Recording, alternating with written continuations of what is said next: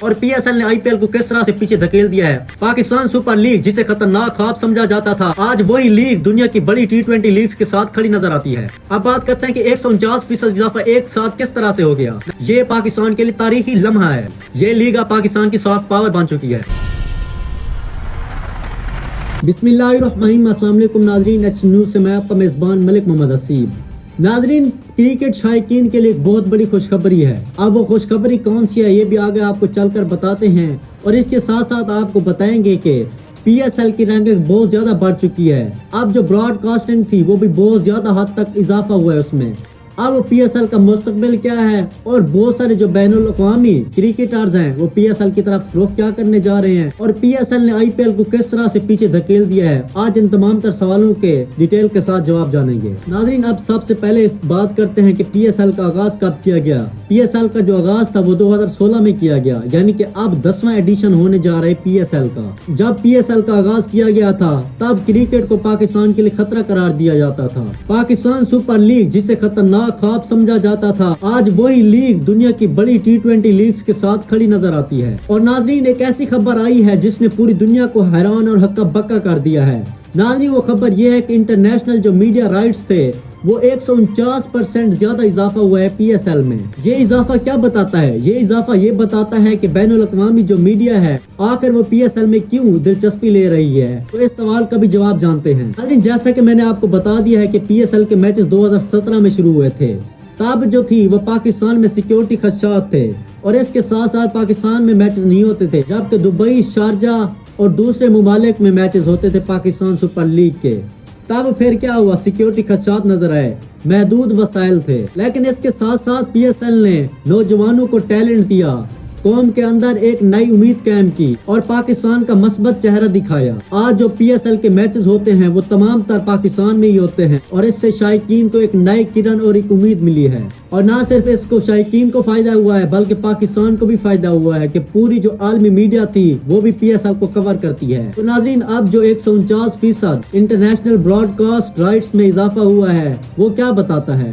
وہ یہ بتاتا ہے کہ جو عالمی میڈیا ہے وہ اور زیادہ میچز دکھانا چاہتا ہے پی ایس ایل کے۔ مثال کے طور پر اگر کہیں ایک ممالک میں میچ ہو رہا ہے تو پاکستان اس سے انٹرنیشنل طور پر براڈ کاسٹ لے گا اور پاکستان اس کو پے کرے گا، جتنے میں بھی وہ بیچنا چاہے تو پاکستان اس کو اتنا پے کرے گا۔ تو ناظرین، اب جو پی ایس ایل ہے اس میں 149% اضافہ ہوا ہے انٹرنیشنل براڈ کاسٹ رائٹس کا، مطلب کہ انٹرنیشنل جو میڈیا ہے وہ اس کا رجحان بڑھ رہا ہے پی ایس ایل کی جانب۔ اور جب ناظرین ایک لیگ مہنگے داموں میں بکے تو اس کا مطلب کیا ہوتا ہے کہ زیادہ اعتماد بڑھ رہا ہے لوگوں کا، زیادہ لوگ دیکھنا چاہتے ہیں، زیادہ کمرشل ویلیو ہوگی اس سے، اور یہی پی ایس ایل کے ساتھ بھی ہو رہا ہے۔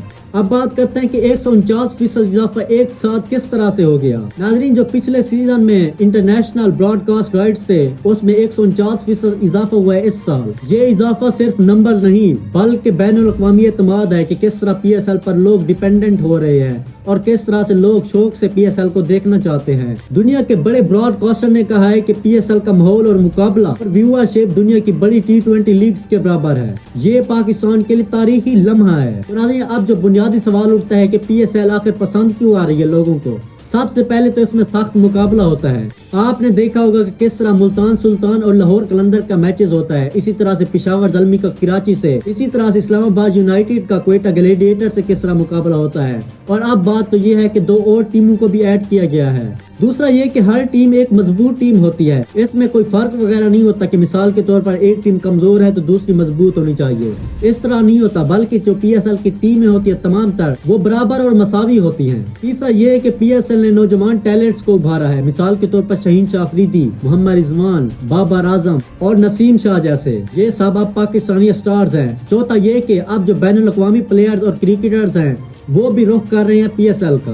دنیا بھر کے بڑے پلیئرز، مثال کے طور پر ویسٹ انڈیز کے، آسٹریلیا کے، انگلینڈ کے، ساؤتھ افریقہ کے، سبھی اب پی ایس ایل کے میچز کھیلنے کے لیے آ رہے ہیں۔ اس کے ساتھ ہم نے یہ بھی دیکھا ہے کہ پی ایس ایل میں جو میچز ہو رہے ہوتے ہیں تو اس میں اسٹیڈیم فل ہوتا ہے، چاہے آپ لاہور میں جائیں، کراچی میں جائیں، فیصل آباد میں جائیں، ملتان میں دیکھیں میچ، جہاں پر بھی دیکھیں جب پی ایس ایل کا میچ ہو رہا ہوتا ہے تب اسٹیڈیم فل ہوتا ہے ہمیشہ۔ تو ناظرین، اب بات کرتے ہیں کہ اس سے پاکستان کو آخر فائدے کیا ہیں۔ پاکستان کو فائدے یہ ہیں کہ پاکستانی جو کرکٹ بورڈ ہے اس کو مالی طور پر بہت زیادہ فائدہ دیکھنے کو ملے گا، اور اس کے ساتھ ساتھ مقامی کھلاڑیوں کو موقع ملے گا، اور اس کے ساتھ ساتھ عالمی سطح پر پاکستان کا مثبت امیج جائے گا۔